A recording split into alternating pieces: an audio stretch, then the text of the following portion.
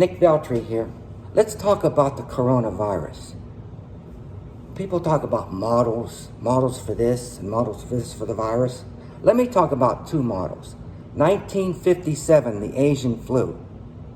Our high school football team canceled 3 games because the players all had the Asian flu. I talked to people that were going to high school then. Nothing shut down. The economy was still going. Let's fast forward to 1968, the Hong Kong flu. I was 14, 15 at the time.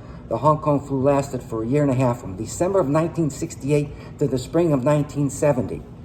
Nobody knew about it.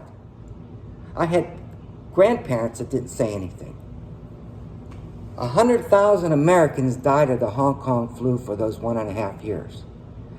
In 1968, we had 205 million people living in this country. Now we have 325 million people in this country. That's 120 million more people. That's 6 New Yorks. Sure, it's going to spread. Any type of virus is going to spread more because we have more people in this country. When 100 people died from the coronavirus, we shut down the economy. After 2 months now, almost 90,000 deaths have come from this national quarantine. But you're saying every life matters, and the shutdown saved lives. Really? How many people die of the flu every year?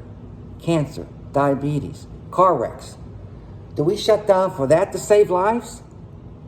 In 1968, we did not live in fear. The doctors worked behind the scenes to mitigate the problem, not tell us how to live our lives.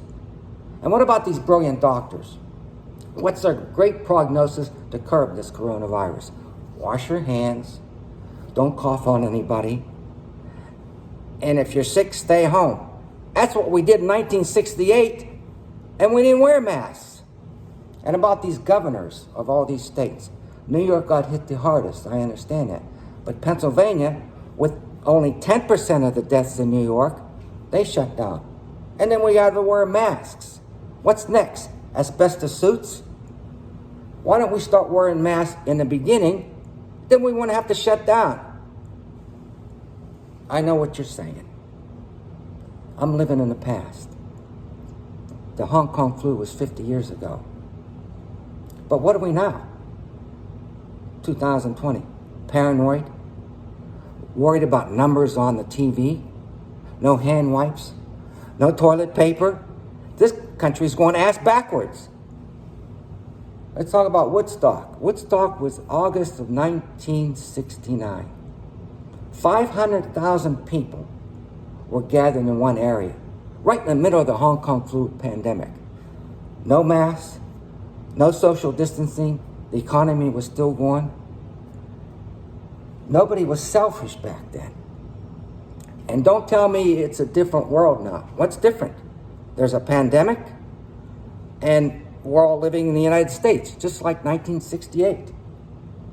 You know, in 1945, World War II, we dropped a nuclear bomb. But did we drop the bomb in 1950 Korea, Vietnam, Desert Storm, Iraq?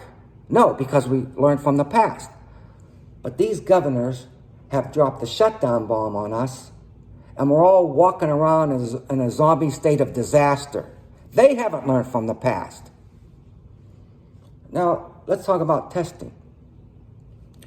What's all this? We can't move forward unless we're tested. If I have the coronavirus, I will deal with it and build my own immune system. I will not, I don't want to get tested unless I'm sick in bed.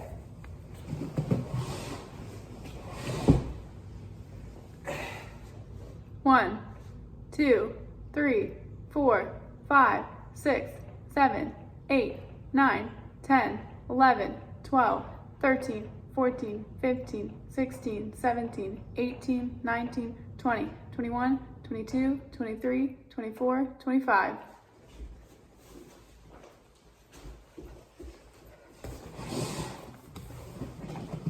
I'm 65 years old, and I don't want to be tested. And one more thing. about all this BS about be strong, America. We'll get through this together. They tear you down by closing this economy and making your life miserable. And now they want to build you up with this phony patriotism. You know what strong is? Strong is if you're sick, stay home.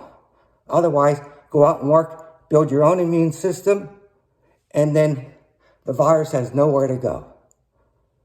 And it'll die off, just like we did in 1968.